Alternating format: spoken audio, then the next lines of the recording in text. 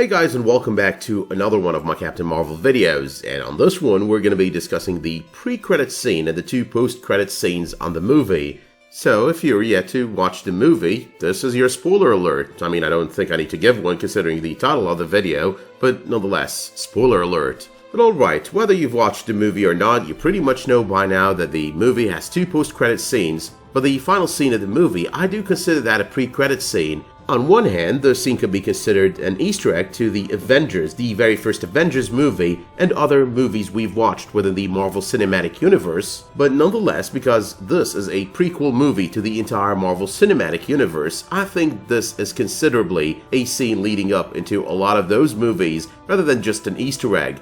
So let us just start with that one, and number one, we've got Nick Fury sitting at his desk. Coulson walks in, gives him the set of eyes to choose one artificial eye to replace the one that he lost, and we see Fury talking to Coulson about finding other people like Carol Danvers, like Captain Marvel. Now, Coulson does seem to be a little bit skeptical about the entire thing, or at least that's the feeling that I got watching the movie from the expression on his face. But Fury, though, and in return makes a very good and a very valid point. We weren't actually looking, and we found this one. What about if we actually go on the lookout, try to find other enhanced people, or other people who can be protectors? Now, the initiative that he was originally working on was called the Protector Initiative, but he looks at this picture of Captain Marvel and it reads Carol Avenger Danvers, and he thinks, okay, I'm gonna change the name. We never actually see the name that he changed, we never actually see him change Protector to Avengers, but we already know that. We know that this ended up being called the Avengers Initiative. So basically, that's the origin of the name, and while Captain America, Steve Rogers, happens to be the first Avenger in terms of the timeline, Carol Danvers is obviously the first to actually take the title of Avenger. Now, sadly, this was one of the things that were blown out of proportion when it comes to this movie. This is insulting to Captain America. This is insulting to Steve Rogers. The truth is, though, this is not really insulting to Steve Rogers. This is not really insulting to anyone, because the heart of the matter is, Steve Rogers is still the first Avenger. The man did exist first. That makes him the first Avenger. The fact that she had the title, Carol Avenger Danvers, doesn't make her the first Avenger when it comes to the team-up, when it comes to the Avengers or the Avengers Initiative. The only credit that you could give Carol over here is the fact that she was kind of Nick Fury's muse. She gave him the idea of naming this team of the Avengers, of naming this initiative the Avengers Initiative. But how many movies does this pre-credit scene kind of lead into? Well, it leads in almost every single movie where Nick Fury showed up and tried to bring all these people together in what was known to us as the Avengers Initiative. Visiting Steve Rogers, for example, telling him that you're needed right before the events of Avengers Assemble, or the Avengers, the first Avengers movie. That is pretty much one of them. The entire Avengers movie, the first Avengers movie, bringing them all together as the Avengers, that's actually another one. So yeah, basically the entire Marvel Cinematic Universe, bringing these people together as one team, that is basically built on this one scene, the moment that Nick Fury had this inspiration to create this team-up, the Avengers Initiative. There was an idea. Stark knows this. Called the Avengers Initiative. The idea was to bring together a group of remarkable people, see if they could become something more. See if they could work together when we needed them to fight the battles that we never could.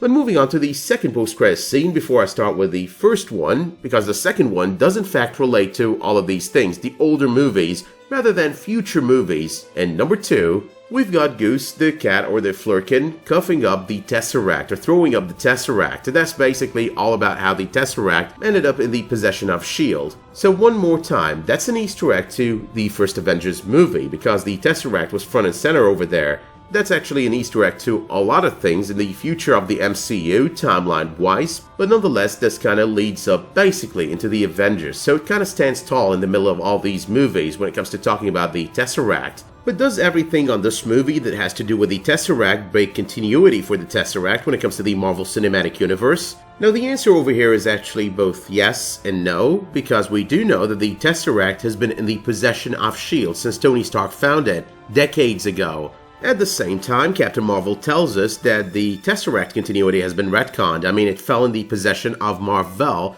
And at this moment, nobody really knows for how long. But the truth is, it is very much possible that Mar-Vell got it through legal ways, considering her line of work and all. But even though it might have ended up in the hands of Mar-Vell through illegitimate ways, through illegal ways, there's always the chance that this is something that Nick Fury was never really going to tell anyone. I mean, it's an absolutely huge incident. Imagine Nick Fury going to the Avengers, trying to recruit them and like, okay, you know what, the Tesseract has been stolen by this guy Loki, but by the way, it's been stolen before. We're a very weak organization. Please come work with us, or even better, work for us, because we're gonna lead you through this. Now that would practically be the worst and shittiest sales pitch in the history of sales pitches.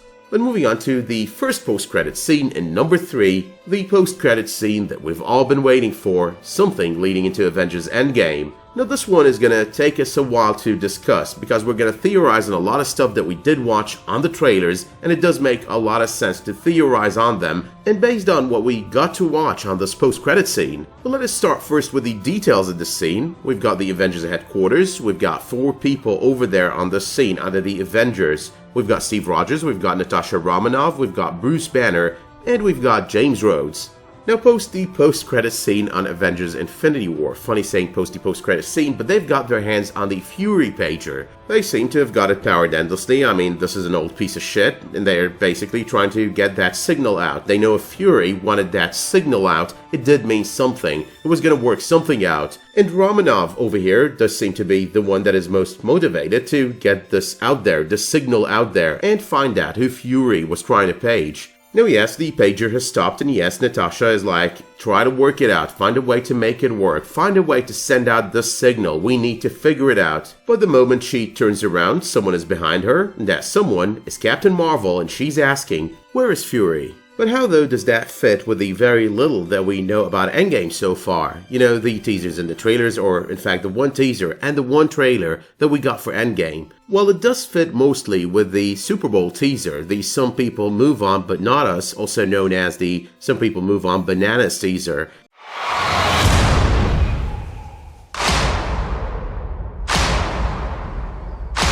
Some people move on. Bananas.